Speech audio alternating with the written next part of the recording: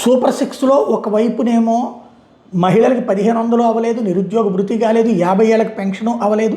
కానీ super hit complete అయింది, super success అయిందని చెప్తున్నటువంటి వేళ జగన్మోహన్ రెడ్డి ఆ పాయింట్నే ప్రస్తావించుకొచ్చారు. నిస్సిగ్గుగా సూపర్ హిట్ ప్రచారం చేస్తున్నారు.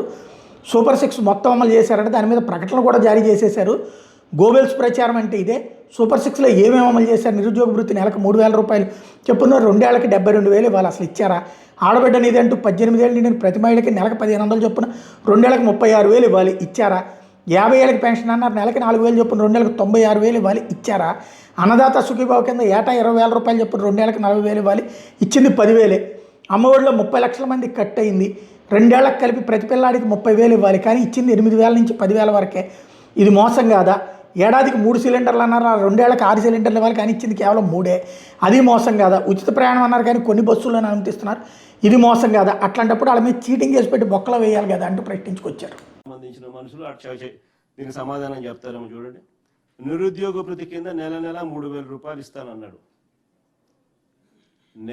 నిరుద్యోగ భృతి కింద నెల 3,000 రూపాయలు ఇస్తానన్నాడు. 2 ఏళ్ళకి కలిపి 72,000. 2 ఏళ్ళకి కలిపి 72,000 ఇవ్వాలి. నేను ఇంతకుముందు ఈ ప్రెస్ మీట్ కన్నా ముందు ప్రెస్ మీట్లో మీకు బాండ్లు కూడా చూపించిన.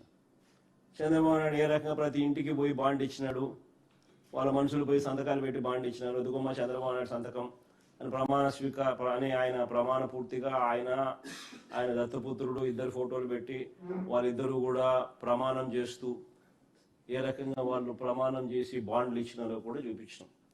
ఆ బాండ్లలో వాళ్ళు రాసిన మాటలు కూడా చదివి వినిపించి అందరికీ కూడా చూపించినాం.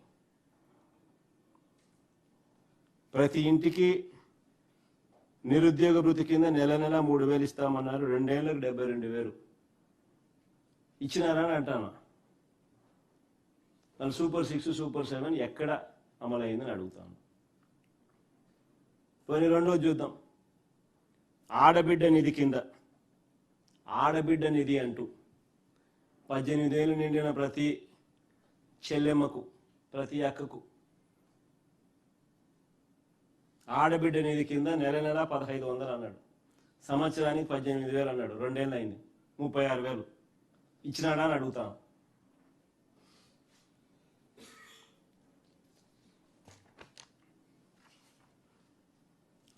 పోనీ 50 ఏళ్ళకి పెన్షన్ అన్నాడు. కింద చూడండి, బీసీ, ఎస్సీ, ఎస్టీ, ముస్లిం మైనారిటీలకు 50 ఏళ్ళకి పెన్షన్.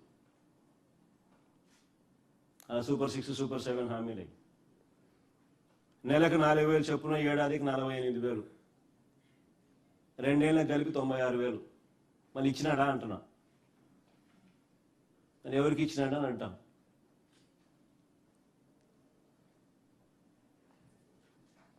అన్నదాత సుఖీభవ అంటూ పిఎం కిసాన్ కాక సంవత్సరానికి 20,000 అన్నాడు. 2 ఏళ్ళకి కలిపి 40,000. ఇచ్చింది 10,000, 30,000 ఎగరగొట్టినాడు. ఇది మోసం కాదా అని అడుగుతా ఉన్నా. తల్లికి వందనంలో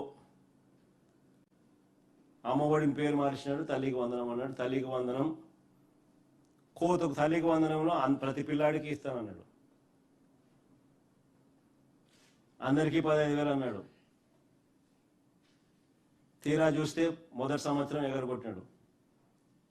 రెండో సంవత్సరానికి వచ్చేసరికి 15,000 కాస్త రెండో సంవత్సరానికి వచ్చేసరికి ఏకంగా 20 లక్షల మంది పిల్లలకు తగ్గించేసినారు.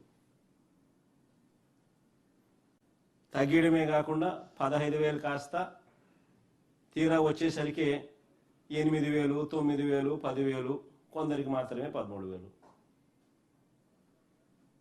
అంటే 2 ఏళ్ళకి కలిపి ప్రతి పిల్లాడికి ఇవ్వాల్సింది 30,000.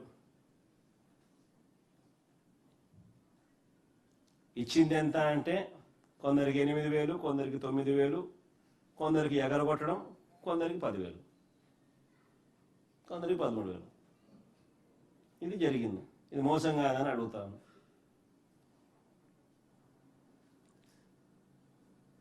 ఏడాదికి 3 సిలిండర్లు అన్నాడు. 2 ఏళ్ళకి కలిపి 6 సిలిండర్లు. ఇచ్చింది ఎంత అంటే 2 సిలిండర్లు. అది కూడా అందరికి ఇవ్వాలి.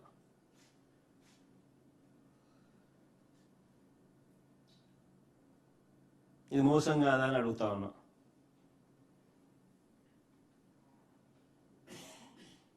ఉచిత బస్సు ప్రయాణం అంటాడు, ఎక్కడికైనా పోవచ్చు, ఏ బస్సు అయినా ఎక్కొచ్చున్నాడు ఎన్నికలప్పుడు.